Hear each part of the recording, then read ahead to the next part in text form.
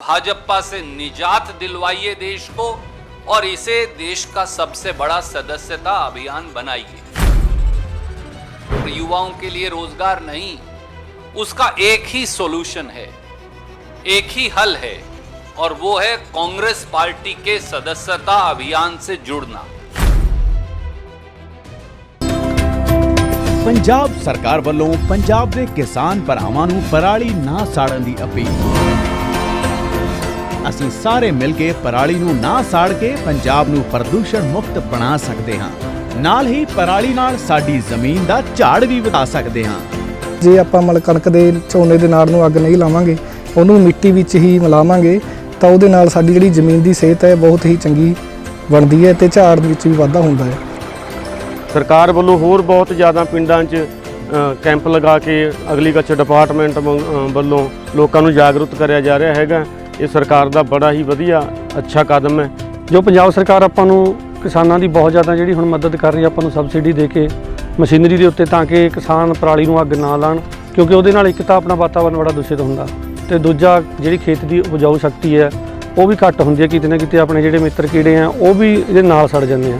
3 ਸਾਲ ਮੈਨੂੰ ਹੋ ਗਏ, ਮੈਂ ਕਿਤੇ ਵੀ ਅੱਗ ਨਹੀਂ ਲਾਈ, ਵਧੀਆ ਰਿਜ਼ਲਟ ਆ ਰਹੇ ਆ। ਜਦ ਤੋਂ ਇਹ ਬਾਣ ਲੱਗਿਆਂ ਵਿੱਚ ਖੇਤ ਪੋਲਾ ਰਹਿੰਦਾ ਬਿਲਕੁਲ ਤੇ ਝਾੜ ਦਾ ਵੀ ਬਹੁਤ ਫਰਕ ਪਿਆ। ਇੱਕ ਕਿਸਾਨ ਭਰਾਵਾਂ ਨੂੰ ਹੋਰ ਅਪੀਲ ਹੈ, ਜੋ ਪੰਜਾਬ ਸਰਕਾਰ ਬਹੁਤ ਵਧੀਆ ਉਪਰਾਲਾ ਕਰ ਰਹੀ ਹੈ, ਇਹ ਜੋ ਨਾੜ ਹੈ ਪਰਾਲੀ ਦੇ ਨਾ ਸਾੜੋ, ਵਾਤਾਵਰਨ ਸਾਫ਼ ਰਹੂਗਾ, ਆਪਣੇ ਬੱਚੇ ਤੰਦਰੁਸਤ ਰਹਿਣਗੇ, ਆਉਣ ਵਾਲੀ ਪੀੜ੍ਹੀਆਂ ਤੰਦਰੁਸਤ ਰਹਿਣਗੀਆਂ। ਪੰਜਾਬ ਖੇਤੀਬਾੜੀ ਯੂਨੀਵਰਸਿਟੀ ਵੱਲੋਂ ਪ੍ਰਮਾਣਿਤ ਮਸ਼ੀਨਾਂ super SMS, happy seeder, super seeder ਅਤੇ ਜ਼ੀਰੋ ਟਿਲ ਡਰਿਲ ਦੀ ਵਰਤੋਂ ਕਰੋ। ਕਿਸੇ ਵੀ ਮਸ਼ੀਨ ਨੂੰ ਕਿਰਾਏ ਤੇ ਲੈਣ ਲਈ ਹੁਣ ਆਈ ਫਾਰਮ मोबाइल ऐप डाउनलोड करो। पराली ना साड़े जो सब तो समझदार हो। उस बैठक का केवल सार मैं आपको बताऊंगा। बैठक में सर्वसम्मति से 3 बड़े निर्णय लिए गए। पहला निर्णय, एक विशाल कांग्रेस पार्टी का सदस्यता अभियान प्रिंटेड फॉर्म्स और डिजिटल दोनों के माध्यम से 1 नवंबर 2021 से 31 मार्च 2022 तक चलाया जाएगा। यह निर्णय भी लिया गया कि हर वार्ड, हर गांव, हर मोहल्ले के अंदर कांग्रेस के नेतागण कांग्रेस की सदस्यता फॉर्म को लेकर जाएंगे और ज्यादा से ज्यादा जनमानस को कांग्रेस से जोड़ेंगे।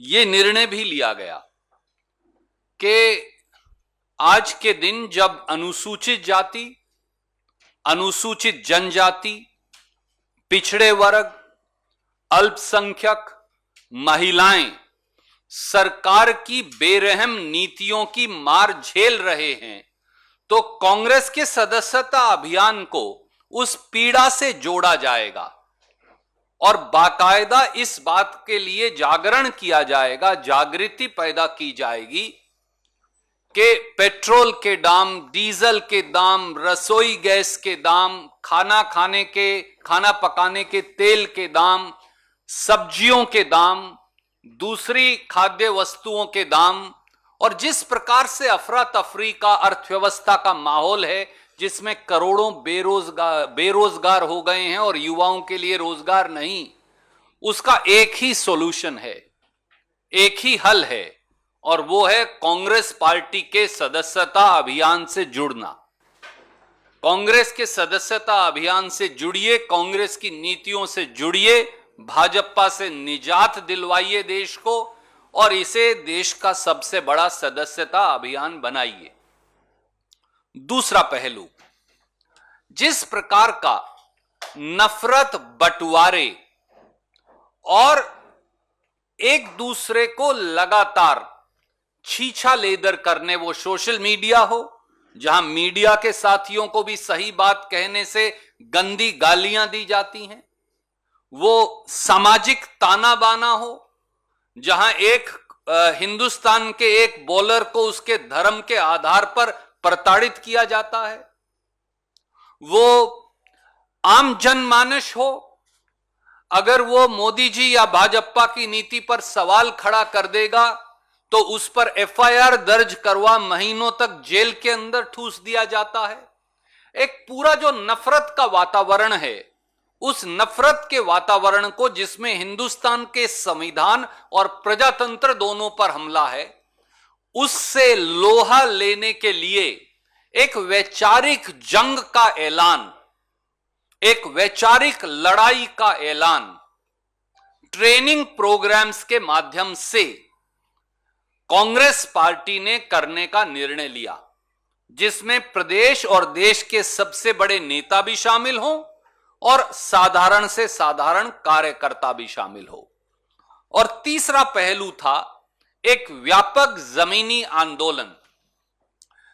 कांग्रेस अध्यक्षा के नेतृत्व में, खास तौर से राहुल गांधी जी ने जो बात इस पूरी बैठक में कही, ये निर्णय लिया गया कि केवल एक रास्ता है, और वो रास्ता है एक व्यापक जमीनी आंदोलन।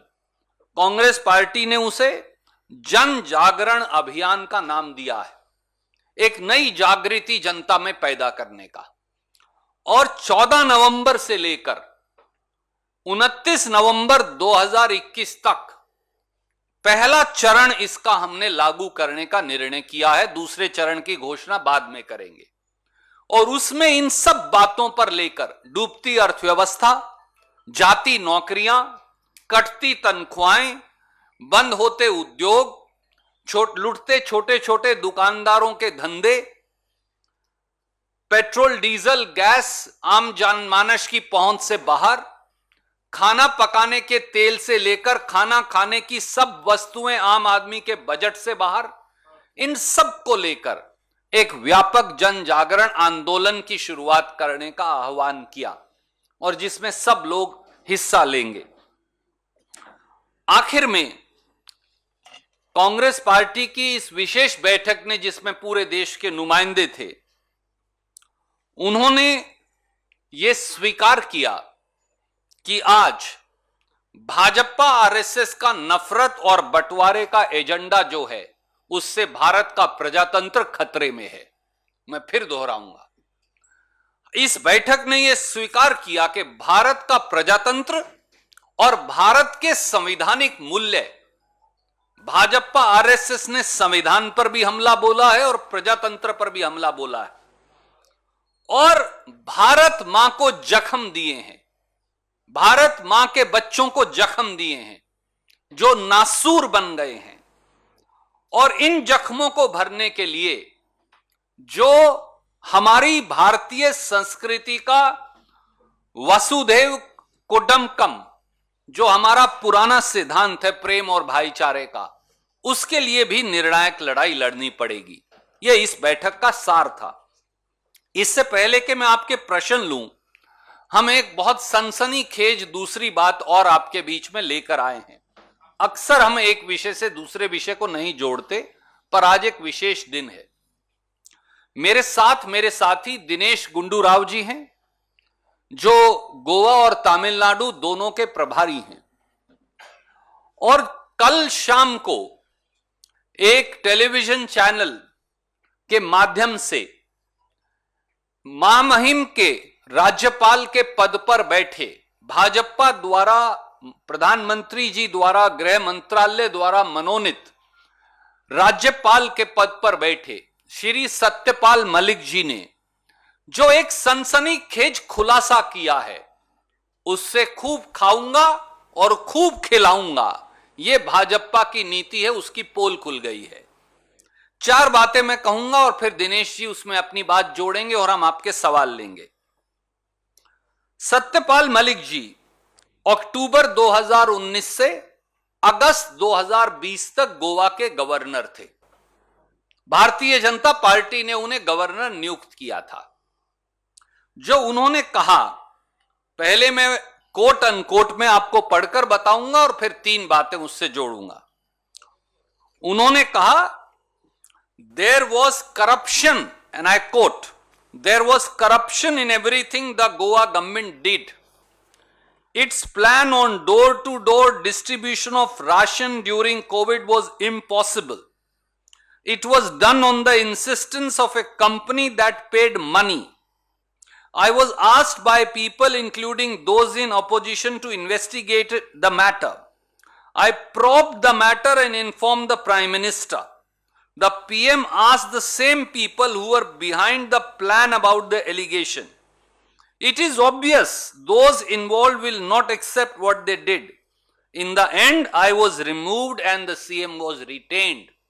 साथियों, राज्यपाल के संवैधानिक पद पर बैठे एक व्यक्ति ने न केवल गोवा के भाजपा के मुख्यमंत्री बल्कि देश के प्रधानमंत्री की भूमिका को ही संदेह नहीं, शायद सच्चाई के इल्जामों के कटघरे में लाकर खड़ा कर दिया है।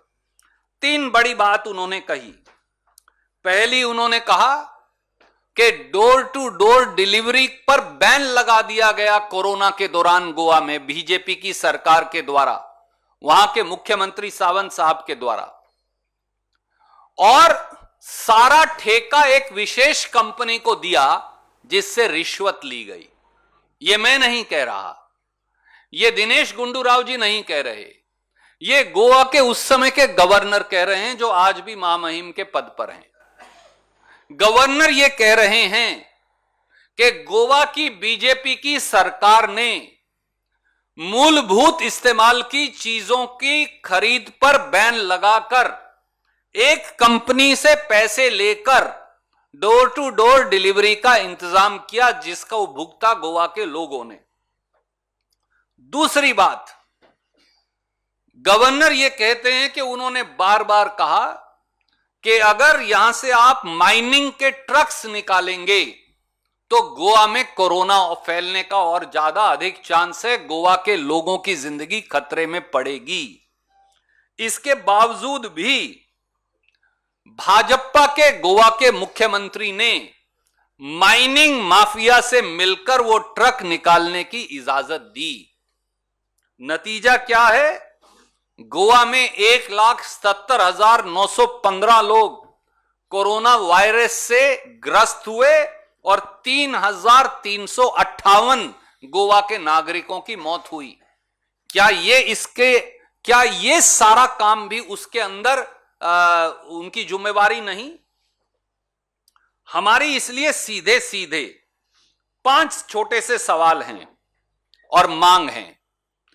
गोवा के मुख्यमंत्री और गोवा की भाजपा सरकार को वहां के महामहिम द्वारा भ्रष्टाचार में संलिप्त पाए जाने के इल्जाम के बाद एक दिन भी सत्ता में बने रहने का अधिकार नहीं।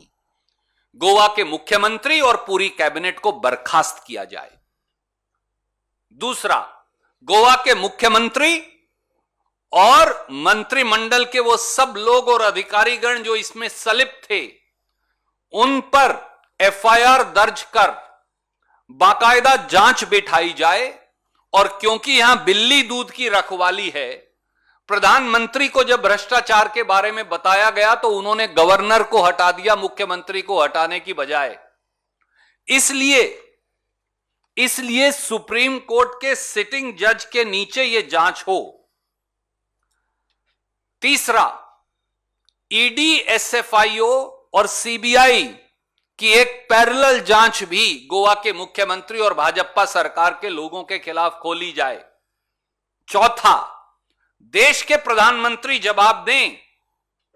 यह खबर है आज गोवा के सबसे प्रोमिनेंट अखबारों की, उस पर लिखा है Goa CM is corrupt, he was retained, I was removed. यह मैं नहीं कह रहा, यह दिनेश गुंडू राव नहीं कह रहे, ये वहां के महामहिम राज्यपाल कह रहे हैं जो आज भी राज्यपाल हैं।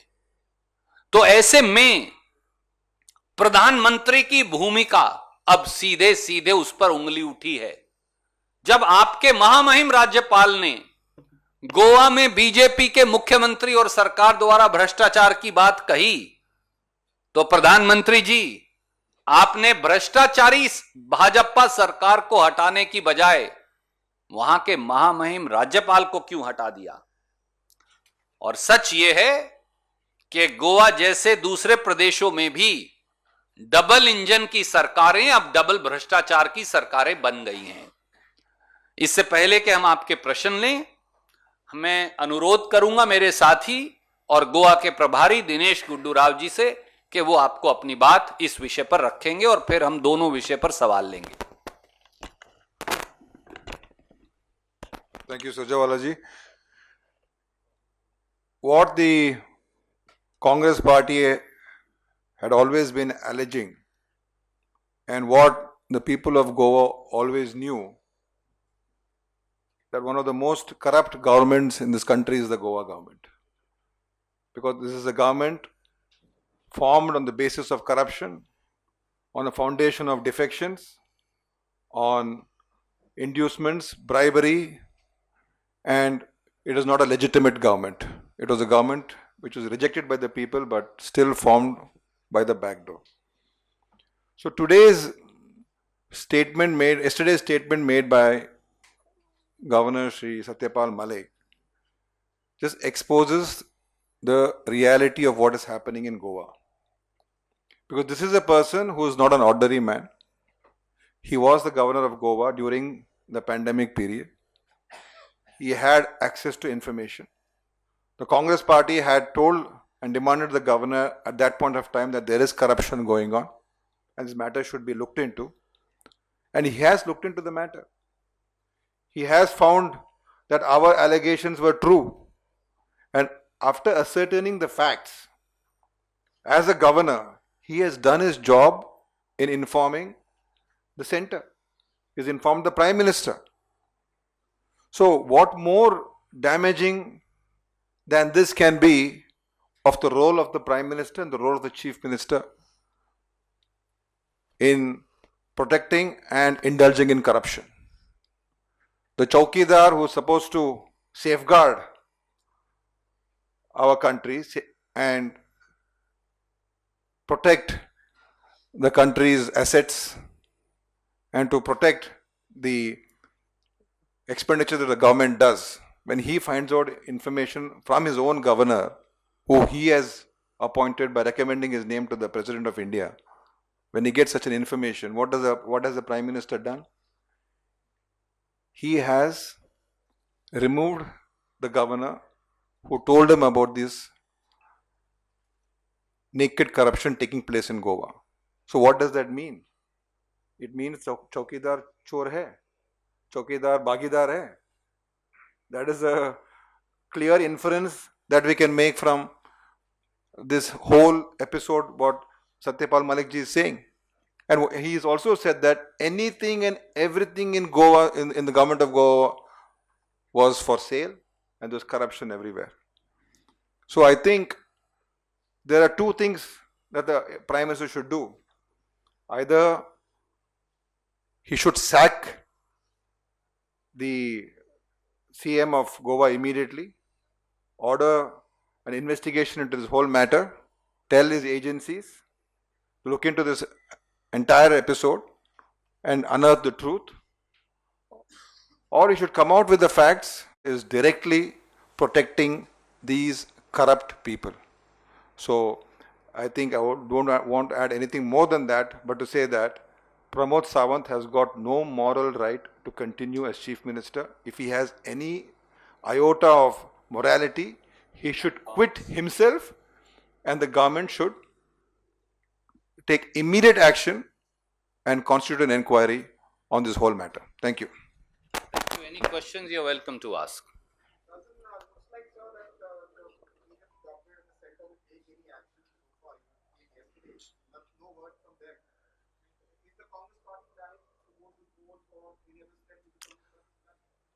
Corruption here is writ large. Bribery here is nakedly apparent. The constitutional oath of integrity is dead. The accountability to people has been buried 100 feet under the ground by Mr. Sawant, his team, and the Bharatiya Janata Party. And the sad part is, the Prime Minister of India was aware of it, but he decided to shoot the messenger instead of punishing the corrupt. Goa is about to go to polls.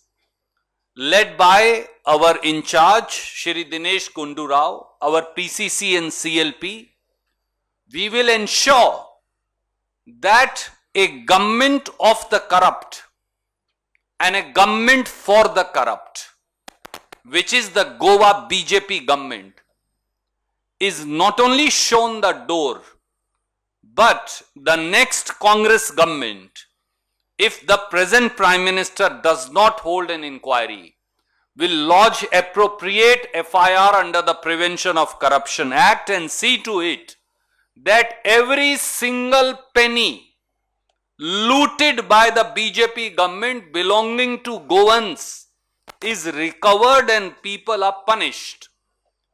We will also expose them in people's court. The ball today is in Prime Minister's court, and with folded hands we say to you, Mr. Prime Minister, it is your credibility that is at stake. आदरणीय मित्र, भ्रष्टाचार के कपड़े उतरकर सामने अनावरण होकर निर्वस्त्र होकर सामने खड़ा है भाजपा का। भाजपा का भ्रष्टाचार निर्वस्त्र आपके सामने खड़ा है। संविधान की शपथ लेकर ईमानदारी से सरकार चलाने का वादा सैकड़ों फीट जमीन के नीचे गड्ढे में दबा दिया गया है और नैतिकता और जिम्मेवारी ये दोनों पैसों की वेदी पर भेंट चढ़ गए हैं। अब सारी जिम्मेवारी प्रधानमंत्री जी के द्वार पर है। प्रधानमंत्री जी, जैसा मेरे मित्र ने कहा, अगर अब भी आप कार्रवाई नहीं करेंगे तो भाजपा की केंद्र सरकार की भागीदारी साफ साबित हो जाएगी और हम ये सारा मामला जनता की अदालत में कांग्रेस की सारे दोस्त लेकर जाएंगे, आंदोलन भी करेंगे और ये सुनिश्चित करेंगे कि कुछ दिनों बाद जो विधानसभा का चुनाव होगा, गोवा के लोग इस भ्रष्टाचार, लूट और गोवा के लोगों को अपने हाल छोड़कर, कोरोना में मरने के लिए छोड़कर, इस भारतीय जनता पार्टी की सरकार और पार्टी को इसकी सजा मिले। अगली कांग्रेस सरकार बाकायदा निष्पक्षता से एफआईआर दर्ज कर इसकी जांच करेगी और भ्रष्टाचार के एक एक पैसे को गोवा के खजाने में वापस डालेगी और जो जो लोग भ्रष्टाचार में संलिप्त पाए जाएंगे, वो कितने भी बड़े पद पर हों, उन्हें हथकड़ी लगाकर जेल की सलाखों में डाला जाएगा।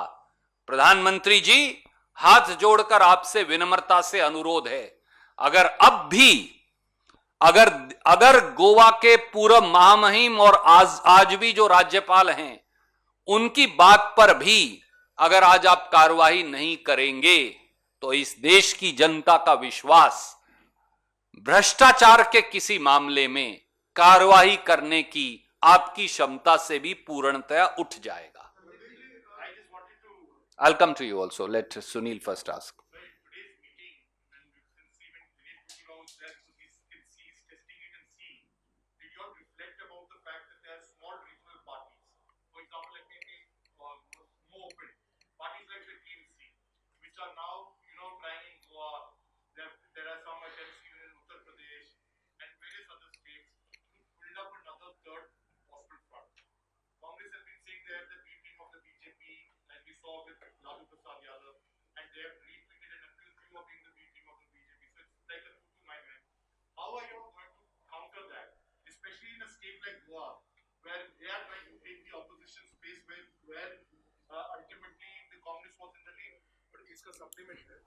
Okay, you can also add it.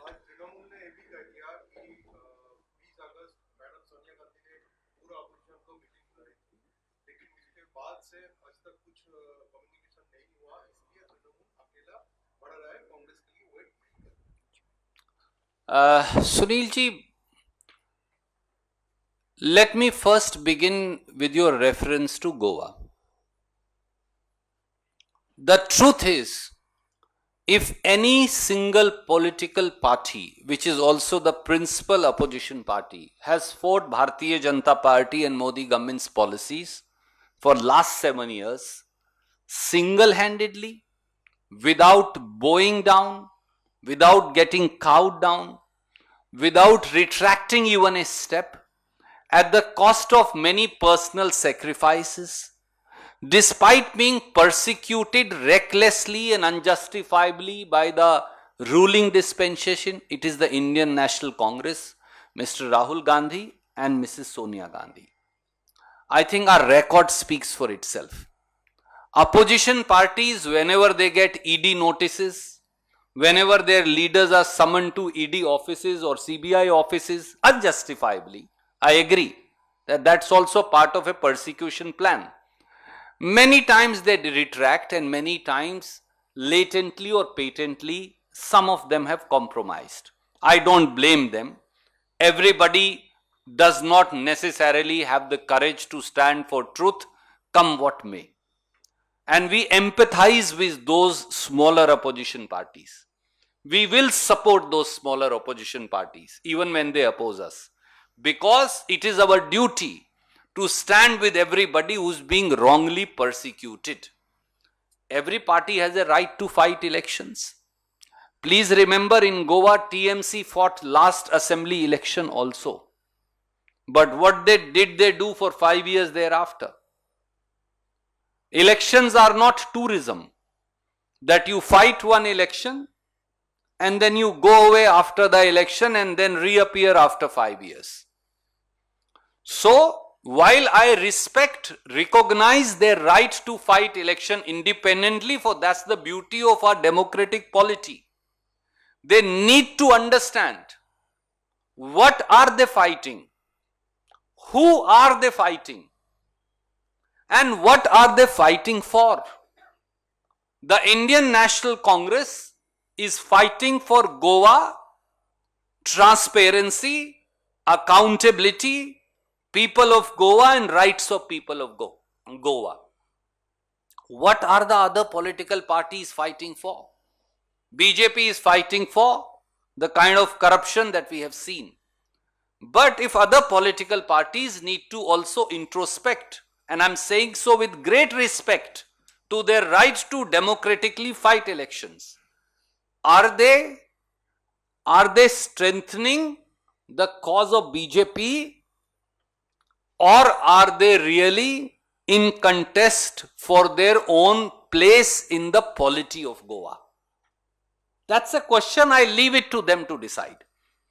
Congress party will determinedly, unitedly and decisively fight against the corrupt architecture created by BJP in Goa, which has decimated one of the most talented, one of the best states, one of the most literate states, a state which has one of the finest people in this country. And they are decimating its very culture, its very ethos, its very polity and its very atmosphere. So we are determined to fight. Other parties need to introspect. आदरणीय मित्र, भारतीय राष्ट्रीय कांग्रेस ने पिछले 7 साल से लगातार बगैर झुके, बगैर डरे, बगैर दबे मोदी सरकार की लोक विरोधी नीतियों से लोहा लिया है। आप किसी आम जनमानस से पूछिए कि मोदी जी से बगैर डरे कौन लड़ा है, तो सीधे नाम आएगा राहुल गांधी जी, सोनिया गांधी जी और भारतीय राष्ट्रीय कांग्रेस। क्योंकि ये हम हमारा दायित्व और जिम्मेवारी मानते हैं जो देश के प्रति है। अगर देश प्रेम की कोई सही परिभाषा है तो मोदी सरकार की लोक विरोधी नीतियों से लगातार लड़ना है। हमने अनेकों जुल्म सहे पिछले 7 साल में। अनेकों बार मोदी सरकार के फ्रंटल ऑर्गेनाइजेशन, इलेक्शन डिपार्टमेंट यानी ईडी, जो मोदी सरकार का इलेक्शन डिपार्टमेंट है उसका नया नाम है ईडी, मोदी सरकार का income tax department, Bharatiya Janata party का सीबीआई डिपार्टमेंट, ये तीनों भी कांग्रेस के नेताओं पर और कांग्रेस पार्टी पर इन्होंने लगातार हमले किए, पर हम उस हमले से छाती अड़ाकर जूझे और लड़े। कई और राजनीतिक दलों पर भी नाजायज ईडी, सीबीआई इत्यादि का इस्तेमाल किया गया। जब जब उन्हें ईडी के दफ्तर में बुलाया जाता है तो कई बार छोटे राजनीतिक दल घबरा भी जाते हैं, पर मुझे इससे उनसे कोई द्वेष नहीं। मैं भारतीय राष्ट्रीय कांग्रेस की तरफ से फॉर्मली ये कहता हूं कि वो चाहे छोटे राजनीतिक दल हमारा विरोध भी करें, हम फिर भी उनके साथ खड़े होंगे, क्योंकि हमारी जिम्मेवारी अन्याय के खिलाफ लड़ना है, वो हमारे साथ हो या इस देश के किसी दूसरे राजनीतिक दल या व्यक्ति विशेष के साथ हो। हां, गोवा की अगर मैं बात करूं तो पिछली बार भी विधानसभा के चुनाव में 5 साल पहले टीएमसी ने चुनाव लड़ा था। चुनाव लड़ने के बाद वो 5 साल कहां गए? वो वापस चले गए। अब जब चुनाव आया है तो फिर वापस आ गए। चुनाव कोई टूरिज्म नहीं है कि जो आप गोवा में 5 महीने 2 महीने के लिए टूरिज्म के लिए गए और फिर वापस चले गए। ये गोवा के जो सबसे गुणी, अच्छे, बहादुर लोग हैं, वहां एक अच्छी, पारदर्शी और ईमानदार सरकार देने की लड़ाई है, जो कांग्रेस कर रही है और करती रहेगी। हम हर राजनीतिक दल को अधिकार है चुनाव लड़ने का, समेत टीएमसी के, और मैं इसका सम्मान करता हूं, पर उन राजनीतिक दलों को जरूर अपने पुराने व्यवहार और इतिहास को लेकर अंतरात्मा में झांककर देखने की आवश्यकता है कि क्या वो अपने कार्यकलाप से भाजपा को मजबूती तो नहीं दे रहे, या भाजपा को कवर फायर तो नहीं दे रहे। फिर भी वो लड़ना चाहे, उनका स्वागत है, क्योंकि ये प्रजातांत्रिक अधिकार है। कांग्रेस जरूर गोवा के लोगों की प्रभुसत्ता के लिए, जनता की प्रभुसत्ता के लिए, गोवा में ईमानदार, पारदर्शी और एक स्वच्छ प्रशासन देने के लिए लड़ती रहेगी। बाकी राजनीतिक दलों को अपने विवेक से निर्णय लेना पड़ेगा। धन्यवाद। देखिए, अब मैं अगर इतने आगे भविष्य में देख सकता तो आपके समाचार पत्र और टेलीविजन मुझे कंसल्टेंट रख लेते।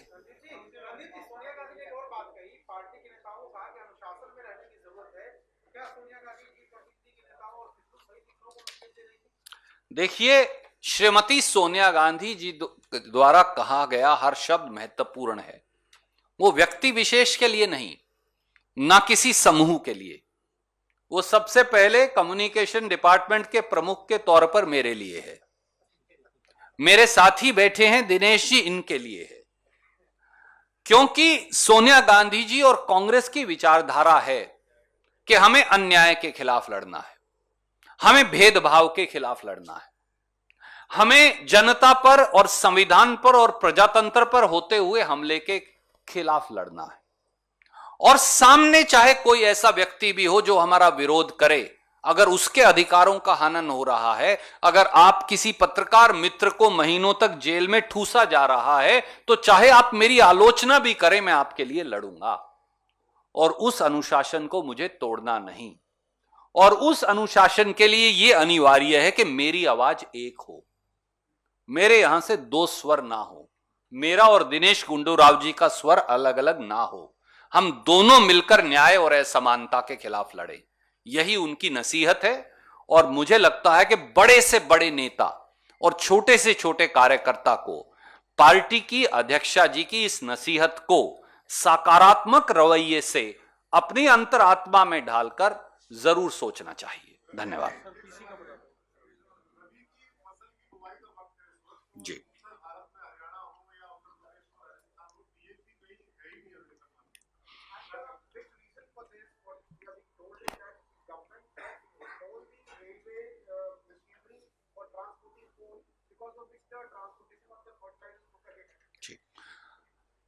सबसे पहले तो सवाल के लिए साधुवाद, क्योंकि इस देश में 65 करोड़ आबादी, किसान, खेत मजदूर, मंडी के दुकानदार से जुड़े सवाल अक्सर टेलीविजन पर नीरस माने जाते हैं। तो इसलिए मैं हाथ जोड़कर आपको साधुवाद दूंगा दोनों को। Sir, can I first answer this question that I'm answering? आज पूरे पूरे उत्तर भारत में और देश में किसान त्राही त्राही कर रहा है। क्या मोदी जी ये जानते हैं कि खाद थानों में बंट रही है? क्या मोदी जी ये जानते हैं कि 3 दिन 4 दिन 7 दिन से हमारी माएं, हमारी बहनें, हमारे बुजुर्ग लाइनों में लगे बैठे हैं एक कट्टा डीएपी खाद के लिए? क्या भारतीय जनता पार्टी ये जानती है कि एक कट्टा डीएपी खाद की कीमत आज 3,000 रुपया से ज्यादा है? जो खाद के डीलर हैं वो आपको 5 चीज और जबरन खरीदवा रहे हैं और सरकारें खरीदवाने की इजाजत दे रही हैं। 3,500 4-4 हजार रुपया में एक डीएपी खाद का कट्टा मिलता है और जितनी खाद डीएपी की बुआई के सीजन के लिए डलेगी उसका 1/3 कोटा भी नहीं मिल पा रहा। पहले तो आपने खाद के दाम औने पौने बढ़ा दिए, जब राहुल गांधी जी और कांग्रेस ने विरोध किया दाम घटा दिए पर खाद मंगवाई ही नहीं। 3 कारण हैं। नंबर 1, इस देश में जो डीएपी की खाद है उसकी काला बाजारी हो रही है और मोदी सरकार वो काला बाजारी करवा रही है, मेरा यह सीधा इल्जाम है। दूसरा कारण, खाद का एक बड़ा हिस्सा विदेशों से आयात होता है, इनपुट्स का। मोदी सरकार डीएपी खाद और उसके लिए जो इस बनाने के लिए इस्तेमाल की जाने वाला सारा रॉ मटेरियल है उसे आयात करना ही भूल गई, क्योंकि खाद का धंधा भी, अगर खाद नहीं मिलेगी तो किसानी नहीं चलेगी, किसानी नहीं चलेगी तो 3 काले कानून जल्दी लागू कर 25 लाख करोड़ का खेती व्यापार अपने मित्रों को बेचने में आसानी हो जाएगी। तो किसान को अगर खाद नहीं मिल रही तो ये 3 काले कानून लागू करने के षड्यंत्र का हिस्सा है। और तीसरा, खाद का जो कारण वो रेल ट्रैक्स, जो रेलवे वैगन्स दे रहे हैं वो भी सही नहीं पूरा। बाकायदा डेडिकेटेड फर्टिलाइजर मूवमेंट का एक स्केड्यूल है जो 25 साल से कांग्रेस ने बना रखा है, उस स्केड्यूल को एडहियर नहीं किया गया और ट्रांसपोर्टेशन जो बाय रोड हो सकता था उसे भी एडहियर नहीं किया गया। तो इन तीनों कारणों से हिंदुस्तान में डीएपी खाद की आर्टिफिशियल कमी की गई है। आखिर में लक्ष्य केवल एक है, किसान को मारो और मित्रों को जिताओ। पर मोदी जी, इस किसान को माफ कीजिए, कोई हरा नहीं पाया, क्योंकि भगवान किसान के साथ है। धन्यवाद।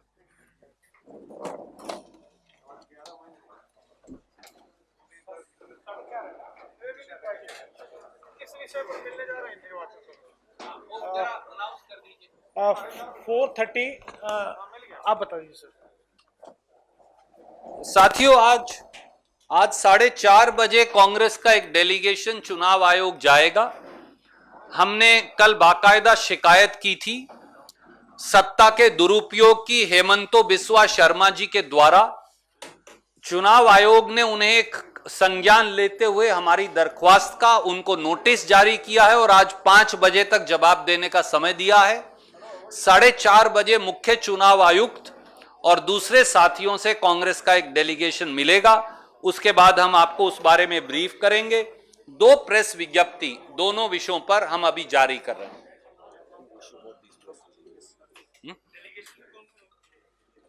जितेंद्र सिंह जी होंगे जो प्रभारी, मैं हूँगा, साहब होंगे,